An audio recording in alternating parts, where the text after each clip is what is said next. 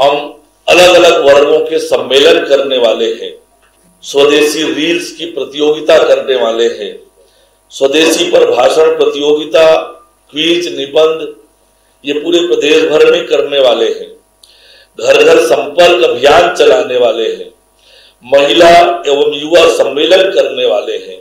मैं आपके समक्ष उपस्थित हूं आत्मनिर्भर भारत संकल्प अभियान पर चर्चा करने के लिए। हर घर स्वदेशी, घर घर स्वदेशी।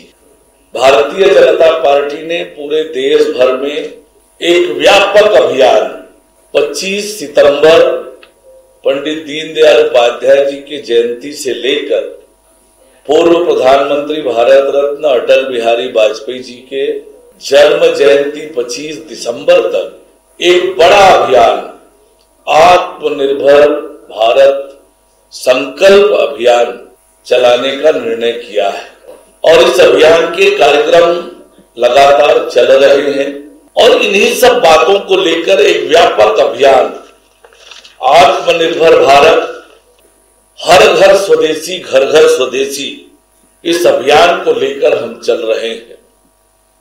कैसे भारत आत्मनिर्भर बन रहा है इसके बारे में मैं आपसे कहूं तो सैन्य क्षेत्र में जो भारत बहुत बड़ा आयातक देश था, छोटी छोटी चीजें दुनिया से हमें आयात करनी पड़ती थी और आज वही भारत आत्मनिर्भर भारत के संकल्प को लेकर आगे बढ़ने के कारण अब एक बहुत बड़ा निर्यातक देश बना है। 2014-15 में हम 1941 करोड़ का निर्यात रक्षा क्षेत्र में करते थे और अब पिछले 10 सालों में ये आंकड़ा 23,622 करोड़ हो गया है। अब ये केवल अर्थव्यवस्था को मजबूती प्रदान नहीं करता है, वरन इसके कारण हमारे देश के युवाओं को रोजगार मिल रहा है। स्टार्टअप के मामले में हमारा देश सबसे बड़े स्टार्टअप इकोसिस्टम के रूप में स्थापित हुआ है, जिससे 17 लाख युवाओं को रोजगार भी मिला है। आज भारत में 100 से अधिक यूनिकॉर्न आत्मनिर्भर भारत के प्रतीक बनकर उभरे हैं और ये पंडित दीनदयाल उपाध्याय जी के जो अंत्योदय के विचार हैं और प्रधानमंत्री माननीय नरेंद्र मोदी जी का जो संकल्प है अंत्योदय का, उसको भी दर्शाने का काम ये करता है। आत्मनिर्भर भारत के लिए जिस तरीके से आज प्रधानमंत्री माननीय नरेंद्र मोदी जी काम कर रहे हैं, देश की सारी प्रशासनिक और आर्थिक व्यवस्थाओं को सुदृढ़ करने के कारण से ये आत्मनिर्भरता की दिशा में भारत आगे बढ़ रहा है। नीतियों में सुधार, आर्थिक नीति में बदलाव और इसका लाभ सर्वाधिक रूप से किसी को मिल रहा है तो वो गरीब, किसान, महिला और मध्यम वर्ग को मिल रहा है। 22 सितंबर से जो नया जीएसटी का दर लागू हुआ 2 स्लैब, आप भी बाजारों में घूमते हैं, मैंने भी बाजारों में घूमा है, आम लोगों से मिला। कैसे नवरात्रि के दौरान बाजार में रौनक आई, कैसे आम लोगों को उसका लाभ मिल रहा है, कैसे लोगों की बचत हुई, कैसे व्यापार सुगम हुआ। मुझे लगता है कि देश की ये पहली कर सुधार की नीति है जिसका लाभ देश के पूरे 140 करोड़ जनता को मिल रहा है। छोटी सी सामग्री से लेकर बड़ी बड़ी सामग्री तक 350 प्रकार के सामग्रियों के रेट कम हुए। 350 प्रकार के ये जीएसटी के परिवर्तन से और इसके कारण से व्यापार में जो बूम आया है, लोगों को बचत हुई है, लोगों की क्रय क्षमता बढ़ी है, बाजार में फ्लो आया है, वो स्पष्ट रूप से उसका असर है। इन सब प्रयत्नों का बड़ा नतीजा ये हुआ कि हमारा देश 2014 से पहले दुनिया के 5 सबसे खराब अर्थव्यवस्थाओं में से निकलकर दुनिया की सबसे बड़ी चौथी अर्थव्यवस्था बनकर आज उभरी है। और ये अर्थव्यवस्था में इतनी छलांग, ये केवल देश के अर्थव्यवस्था को इंगित नहीं करता है, ये मिला जुला कारण है आम लोगों के जीवन में परिवर्तन होने का। आज जिस प्रकार से देश के अंदर वातावरण बना है, प्रधानमंत्री माननीय नरेंद्र मोदी जी के आह्वान पर वोकल फॉर लोकल, स्वदेशी को लेकर जो आज देश भर में वातावरण बना है, ये बताता है कि आम जन इस अभियान से कैसे अपने आप को जोड़कर भारत को आत्मनिर्भर बनाने का काम कर रहा है। आत्मनिर्भर भारत के निर्माण में छत्तीसगढ़ की भी अपनी अलग भूमिका है।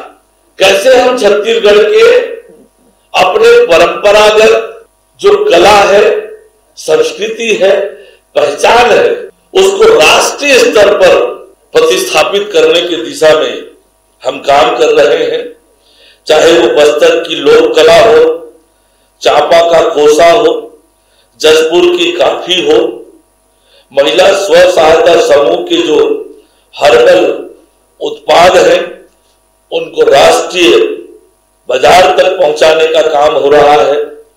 बस्तर का डोकरा आर्ट हो, टेराकोटा हो, ये भारत की सांस्कृतिक आत्मनिर्भरता का प्रतीक बनकर उभरी है।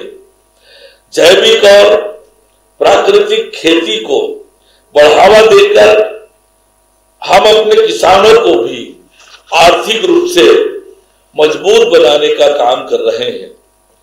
आज जिस तरीके से आम लोगों के जीवन में खुशहाली और परिवर्तन आया है और आम व्यक्ति जिस तरह से आत्मनिर्भर भारत के अभियान से अपने आप को जोड़कर काम कर रहा है, ये त्योहारों का सीजन है।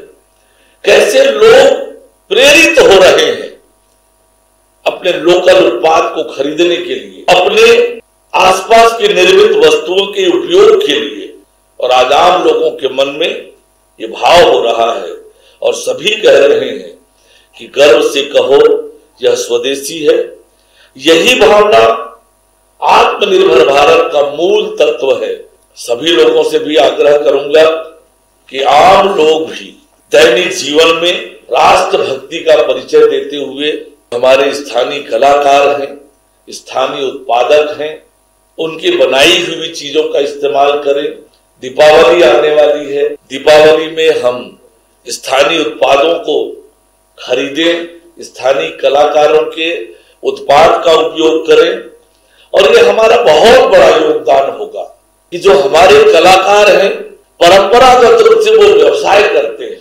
हम विदेशी वस्तुओं पर आकर्षित होने के बजाय अपने नजदीक में रहने वाले अपने लोगों के पसीने से बनी हुई चीजों का, जिसमें उनका पसीना लगा है, जिससे उनके परिवार भी अच्छे से दिवाली मना पाएगा, अपने लोगों को मदद करने के लिए, अपने लोगों को आत्मनिर्भर और सक्षम बनाने के लिए ये हमारा भी बड़ा योगदान आने वाले त्योहारों के समय में हो तो बहुत अच्छा रहेगा।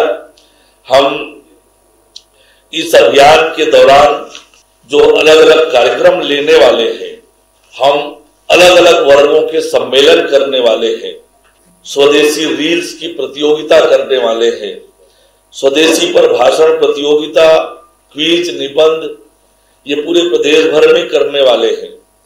घर घर संपर्क अभियान चलाने वाले हैं, महिला एवं युवा सम्मेलन करने वाले हैं, व्यापारी, लघु उद्योगी एवं प्रोफेशनलों के सम्मेलन करने वाले हैं, कॉलेज स्तरीय स्वदेशी संकल्प सेमिनार करने वाले हैं। आत्मनिर्भर भारत संकल्प रथ और पद यात्रा की भी हमारी योजना है।